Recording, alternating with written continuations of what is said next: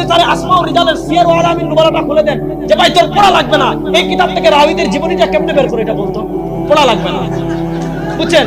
আপনি যারা মুস্তাদে আমাদের ফিরিস বাদ দিয়ে তারা শুধু কিতাবটা দিবেন, তার ভাই তোর কিতাব পড়া লাগবে না, শুধু এই কিতাব থেকে হাদিস বের করে কেমনে, হাদিস বের কর, কসম করে বলে যায় এই জাহিল মুস্তাদে আহমদ থেকে হাদিস কেমনে বের করে এটা বলতে পারবে না, সিয়ার ও আলামিন নুবালা থেকে একজন রাবীর তরজমা কেমনে বের করে এটাও পারবে না, ইমাম যাহাবীর তবকা এটাও বুঝবে না, ইবনে সাদের তবকা এটাও বুঝে না। এত চ্যালেঞ্জ আবরার সাহেবের লোকে বাহাস করবে।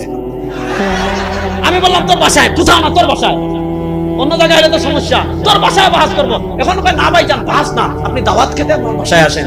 তো আমার তো ঢাকায় দাওয়াতের এত অভাব করছে যে আমি ঢাকা থেকে দাওয়াত খাওয়ার জন্য চট্টগ্রাম আসবো। আল্লাহ এই সমস্ত জাহিলদের জাহালত থেকে আমাদেরকে হেফাজত করুন। এই কথাটা এনে বললাম, দেখেন আমরা যেমন কোরআন মানি হাদিসও মানি, বলেন আমরা যেমন কোরআন মানি। দেখেন বর্তমানে বাংলাদেশে দুই দল আছে, এক দল আছে আপনাদের চট্টগ্রাম ভণ্ড, আর আরেক দল শুনেন, আরেক দল আছে বর্তমানে বাংলাদেশে বেরিয়েছে, এদের নাম আহলে কোরআন, আছে না নাই? এই চট্টগ্রামের ভণ্ডরা তাদের মাজারে গান বাজনাকে হালাল করার জন্য এই সমস্ত পীর নামক শয়তান, এই সমস্ত আশিকের রাসূল নামদারি শয়তানগুলো তাদের পীরের মাজারের উরুসকে জায়েজ করার জন্য, তাদের পীরের মাজারের গান বাজনাকে জায়েজ করার জন্য, দেখবেন পীরের মাজারে যায় উরুসে সামনে রাখা একটা মহিষ অথবা ছাগল অথবা খাসি, পিছনে লয় বাঁশি দুল বাজাইয়া যায় কি যায় না? আপনাদের আমি সিলেট থেকে দেখি, আর আপনারা আমার চট্টগ্রাম থেকে দেন নাই জীবনে, তাহলে কথা বলেন যায় কি যায় না? আমি চট্টগ্রামের মুসলমান আপনাদের কাছে জানতে চাই, ওই বিষয়ে আলোচনা করব না, শুধু এতটুকু জানতে চাই ইসলামী শরীয়তে গান বাজনা হালাল না হারাম? জোরে বলেন।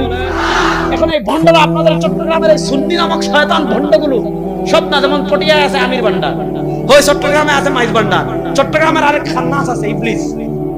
আমি ওই দিন বইলা গেছি কাফের মুশরিক ফতোয়া দিয়ে গেছি, কি ওই হাটহাজারির ওইদিকে কি ফরহাদাবাদী কি নাকি কিতাব লেখছে কবরে সিজদা দেওয়া জায়েজ, পীরে সিজদা দেওয়া জায়েজ, এটা প্রমাণ করার জন্য। তো আমি যখন কাফের ফতোয়া দিয়েছি, আপনাদের চট্টগ্রামের আরেক খান্নাস আছে জাহিল, শুধু এটা না, এটা জাহিল, এটা মিন আজহালিন নাস, সমাজের সবচেয়ে বড় মানে মূর্খদের একটা, এটা টাওয়ারের মতো একটা টুপি পরে হেঁটে আপনাদের এলাকা। এদের সাথে তো কথা বলতেও আমার, শুনেন, এদের সাথে কথা বলতেও আমার ইগোতে লাগে, বুঝছেন?